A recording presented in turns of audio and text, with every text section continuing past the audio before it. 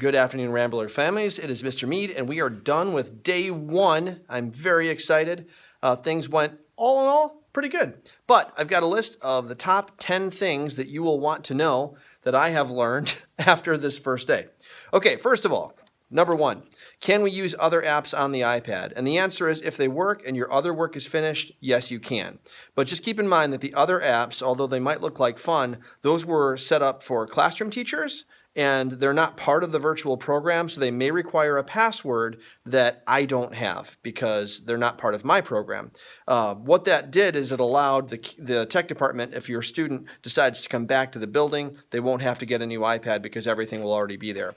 But we're not using those as part of the virtual school. So if they work, use them. If not, don't worry about it. Okay, I did have some kids get assignments today that were PDF worksheets, and I did not know that those were in there. So if you do get, and it looks like there's only a handful of them, worksheet in English or in math that you can't do on the computer, feel free to use that as practice. You can write the answers down or the problems down on another sheet of paper. And although it says turn this into your teacher, they don't give you a way to do that. So I don't want you to worry about it. Just treat them like practice. You'll be taking a quiz over that content anyway, so we don't really need it for a grade, but it's just an opportunity to practice. Okay, NWEA testing we are looking at next week. I don't have any more details on that. I am working on a schedule, and I'm hoping to have that done very soon.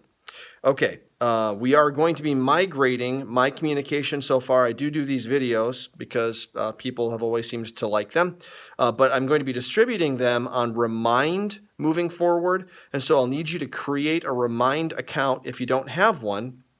Or follow the directions that I'm attaching to this email, because I need to move off of the email platform and to Remind. Remind also translates into Spanish, and so if you need a message translated into Spanish, just let me know, and I'll make sure that that is turned on. Okay, grades. I am watching the grades come in. I've got some kids doing really, really well. Some kids did early on discover that in math, at least, if you don't pass the test the first time, it was locking you out. So I've got that fixed now. It won't lock you out. It'll take you back to watch the lesson again, and you can retake the quiz. But I did want to let you know that the grades right now, it's set so that if, like, let's say I get a 50%. I'm sorry, I dropped my phone. If you get a 50% on the quiz and then you take it again and get a 100%, it will average those two grades and put a 75 in the grade book.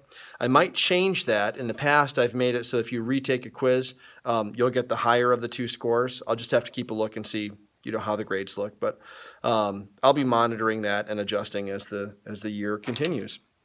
I have had some kids report that it is hard to drag things on the iPad from over here. If you've got to drag the answer to over here. If you need to do that, you have to poke the iPad and hold your finger there for several seconds, and it's longer than you think, and then you can move it over. If you don't like doing that, I have had a lot of families say that they're using a stylus from another device.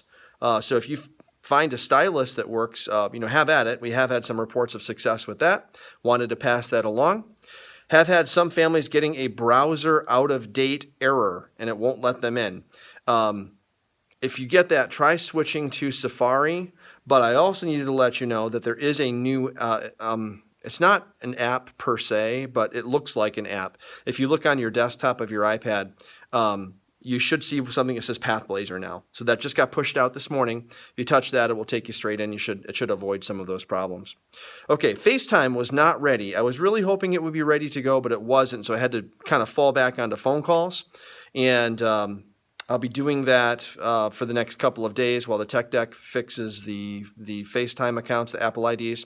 When the FaceTime accounts are ready, you'll need to log into FaceTime using the same username and password that you use for PathBlazer. But right now, and you might want to try that now. By the time that you watch the video, it might be ready to go.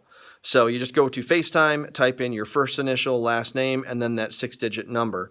If it's not letting you in, it's because it's not ready yet, but that's how it will work. Okay, then the last thing is language arts, the order of the assignments.